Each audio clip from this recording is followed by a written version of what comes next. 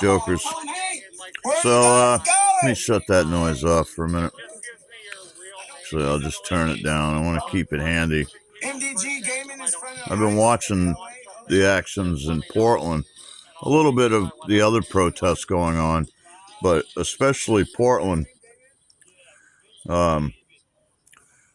I just hope I'm there and catch the live of the first person that knocks this big mouth out.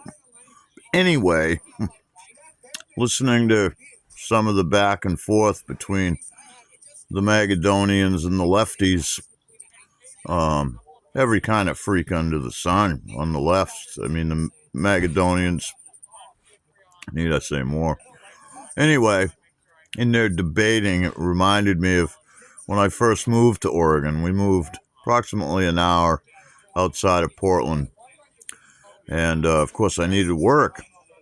And back then I was fading out of doing construction. And I wanted to utilize my marketing background. So I saw a job advertised in Portland for a green energy company. Got the interview, drove to Portland automatically. I hate cities, so not that Portland was good or bad. It's just a city, and I hate it. That's it. But after a little mayhem, found my way to the office. Was on time. Now, the job was canvassing, and actually more than just canvassing, because what you had to do was very simple. Get current electric customers, basically everybody in the city, right, except for the homeless, and get them to sign something that said they wanted their power derived as much as possible from green energy rather than whatever was their power source. I don't know if it was coal, nuclear, what it was. They didn't have to pay any money. There's no equipment change. They were going to save money on their bill every month, guaranteed. I forget the percentage. It's maybe 15%. And you would get paid for every customer you signed up. And so I interview in front of 5 people on the team. And after they interviewed me and asked me all these questions, they said, well, you're hired. I mean, if you want the job, and great, because this is, so this is 10 years ago now. Starting pay was between $50,000 and $75,000 expected, with the possibility of within a couple of years, $125,000. Now, keep in mind, I just got to Oregon. I was broke. I'd spent the year before off-grid. I'm a single father with 3 kids. A broke bastard. And so I got the job. Any questions for us? And I said, yeah, this is easy. I mean, who wouldn't do this, right? I don't have to do anything. I don't have to spend any money. Nobody has to come in my home and touch any of my equipment. Everything is the same, except I sign something that says I want my electric to be as clean as possible.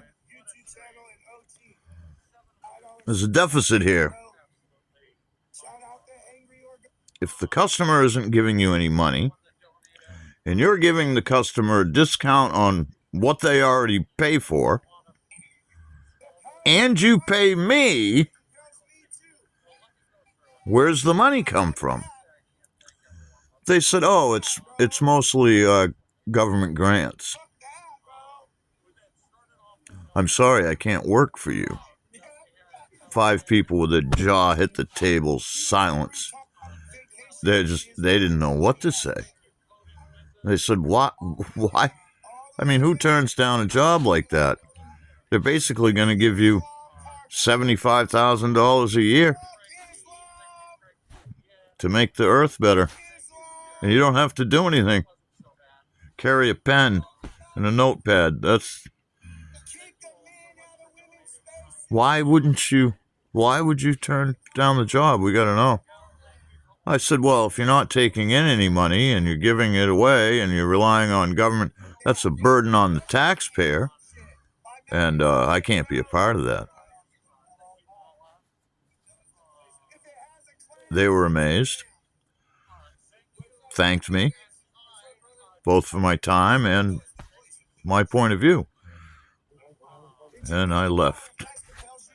And I went to Craigslist, and I got a job that afternoon painting for Eric Harms Painter. If you're out in McMinnville area, Oregon, look up Eric Harms. Started painting houses with Eric.